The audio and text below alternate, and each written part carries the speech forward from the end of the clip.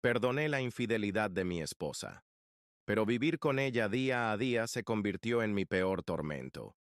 Y cada instante juntos me recordaba la traición que nunca podré olvidar. Siempre pensé que el amor verdadero podía con todo, que si dos personas se amaban lo suficiente, los errores podían perdonarse, y que con tiempo y esfuerzo las heridas cicatrizan.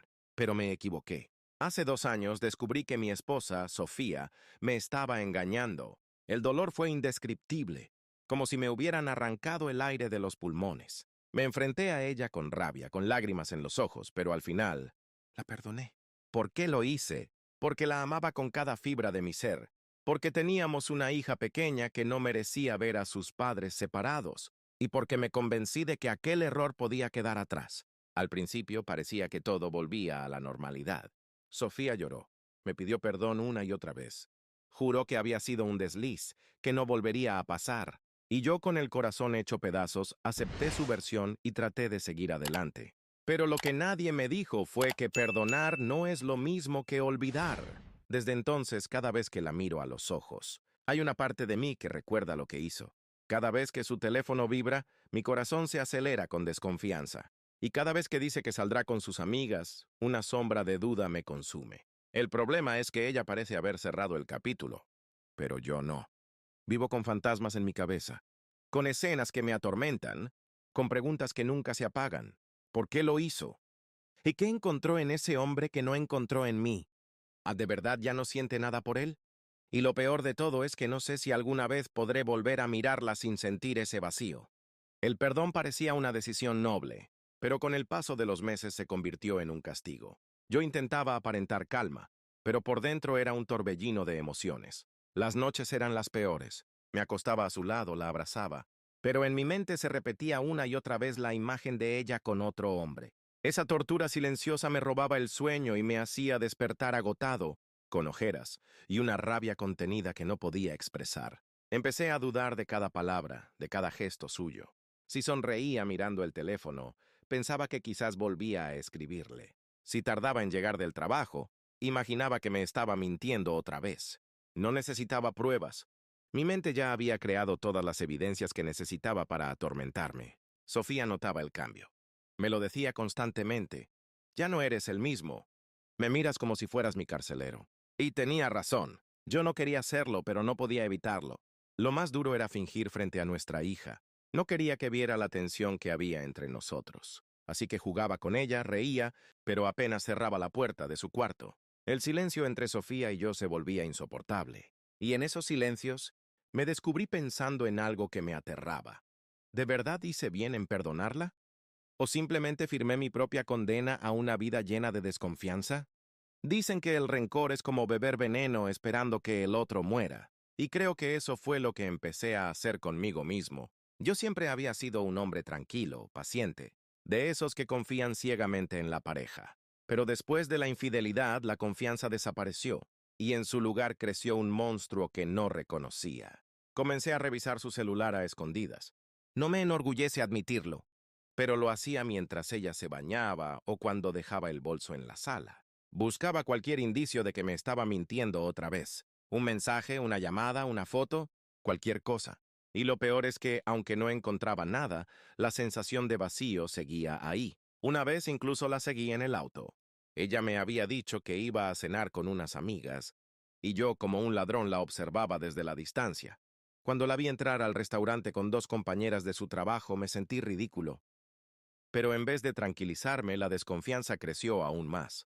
Sofía empezó a notarlo todo, mis miradas desconfiadas, mis preguntas insistentes, mis silencios llenos de sospechas. Una noche explotó. ¡Basta ya!, gritó llorando. No puedo seguir viviendo como si fuera una criminal. ¿Me perdonaste de verdad o solo dijiste que sí para torturarme después? Esa pregunta me dejó mudo, porque en el fondo yo mismo sabía la respuesta. No la había perdonado de verdad. La herida seguía abierta, sangrando cada día, y no sabía cómo cerrarla. Lo peor de todo es que empecé a preguntarme si no era yo, con mi tormento y mis dudas, quien estaba destruyendo el matrimonio más que la infidelidad en sí. Con el tiempo, mi tormento dejó de ser solo mío y se convirtió en el aire que respirábamos todos en la casa. Era imposible ocultarlo. Aunque intentaba sonreír frente a nuestra hija, los silencios entre Sofía y yo se volvían más largos, más pesados, como si cada palabra estuviera cargada de dinamita. Hubo una noche en la que la discusión se desató sin control. Todo comenzó por algo mínimo. Ella tardó en responder un mensaje y yo, sin pensarlo, le lancé una acusación disfrazada de pregunta. ¿Quién era? ¿Por qué no contestaste de inmediato? Sofía me miró con cansancio, como si estuviera enfrentando a un extraño y no al hombre con el que se había casado. ¿Te das cuenta de que ya no hablas conmigo?, dijo con lágrimas contenidas. Hablas con la imagen que creaste de mí en tu cabeza. Su frase me golpeó como un puñetazo.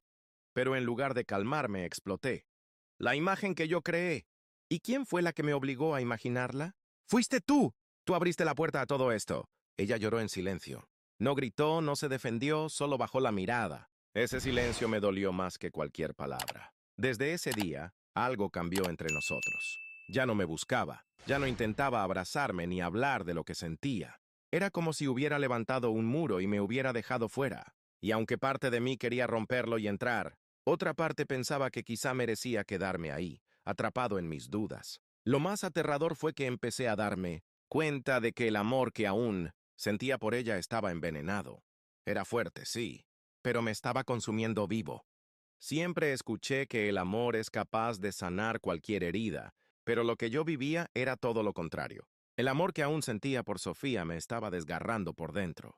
Era como si quisiera abrazar un cuchillo con la esperanza de que no me cortara. Me descubrí viviendo dos realidades. Una, la fachada perfecta, un padre cariñoso, un esposo que todavía estaba ahí, tratando de mantener la familia unida. Y la otra, mi realidad interna, un hombre roto, lleno de preguntas que nunca encontraba cómo callar. Lo peor fue notar que mi tormento empezaba a afectar a mi hija. Una noche, mientras le leía un cuento, me preguntó con voz inocente: «Papá, ¿por qué ya no sonríes como antes?». Esa frase me derrumbó. Me di cuenta de que, aunque intentara ocultarlo, los niños siempre perciben lo que los adultos tratan de enterrar, y yo estaba envenenando a la persona que menos lo merecía. Sofía, por su parte, ya no discutía conmigo. Había pasado de la furia al agotamiento. Su silencio era un muro infranqueable, y ese muro me desesperaba, porque en el fondo yo no quería perderla, pero tampoco sabía cómo dejar de odiar lo que había hecho. Algunas noches me encontraba frente al espejo, preguntándome, ¿qué sentido tiene seguir así? ¿Vale la pena seguir atado a un amor que me mata poco a poco? La respuesta nunca llegaba. Solo llegaba la misma sensación de vacío, de estar atrapado en una cárcel construida con mis propios miedos, y con la traición que nunca logré perdonar del todo. Y fue entonces cuando empecé a pensar seriamente en algo que jamás había considerado.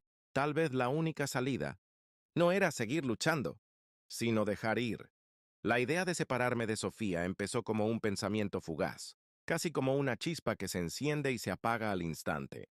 Pero con los días, esa chispa se convirtió en una llama que no podía ignorar.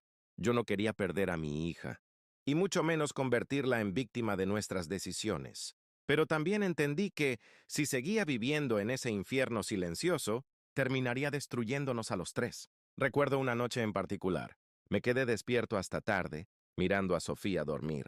Ella estaba ahí, tan cerca, pero yo la sentía a kilómetros de distancia. Y por primera vez me dije a mí mismo en voz baja: «Ya no la reconozco». Y tampoco me reconozco a mí. Empecé a consultar abogados en secreto. No porque quisiera hacerle daño, sino porque necesitaba entender qué significaba dar ese paso. Las palabras custodia compartida y pensión me sonaban como un eco distante, pero cada vez más real. El miedo me consumía. Imaginaba la mirada de mi hija cuando le dijéramos que mamá y papá ya no vivirían juntos.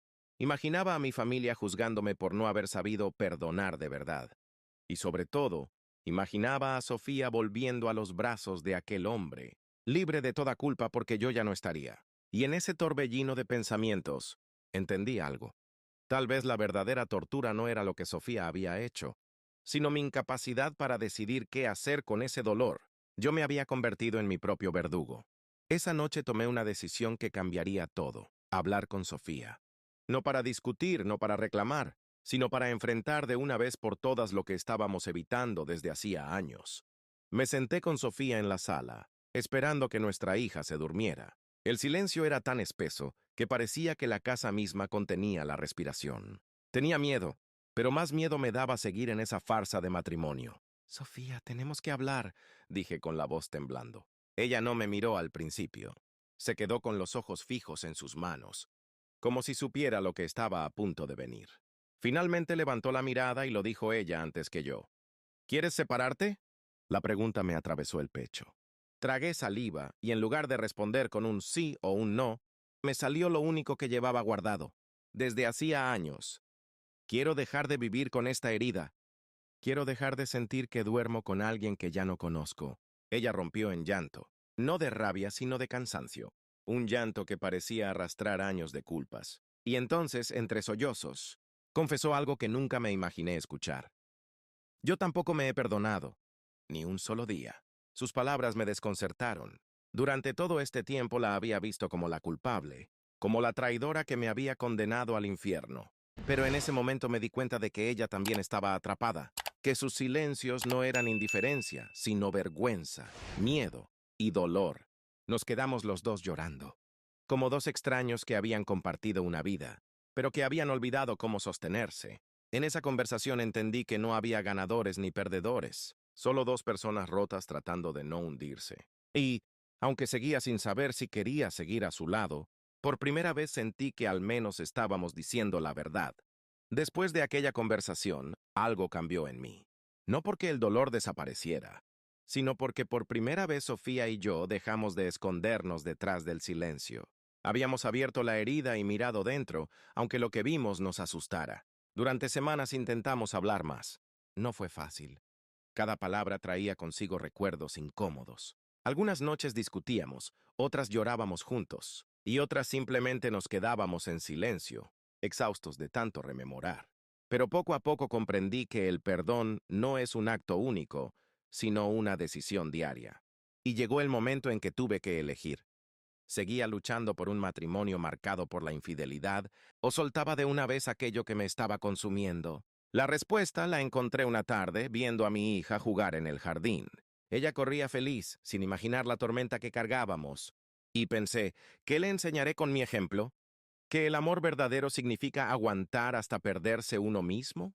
¿O que también se puede amar desde la distancia, protegiendo la paz aunque duela? Esa noche hablé con Sofía. Le dije que la amaba todavía, pero que ese amor ya no era suficiente para sostener lo que teníamos, que necesitábamos separarnos no como enemigos, sino como padres que aún tenían la responsabilidad de criar a alguien que nos necesitaba enteros, no rotos. Ella lloró, yo también. No hubo gritos ni reproches, solo el reconocimiento de que nuestra historia, aunque marcada por el dolor, también había tenido momentos hermosos que nadie nos podía quitar. Y así, con un abrazo que dolió como una despedida y sanó como un cierre, decidimos soltar. Hoy vivo atormentado a veces por los recuerdos, sí, pero ya no por la decisión, porque entendí que perdonar no siempre significa quedarse. A veces perdonar significa dejar ir.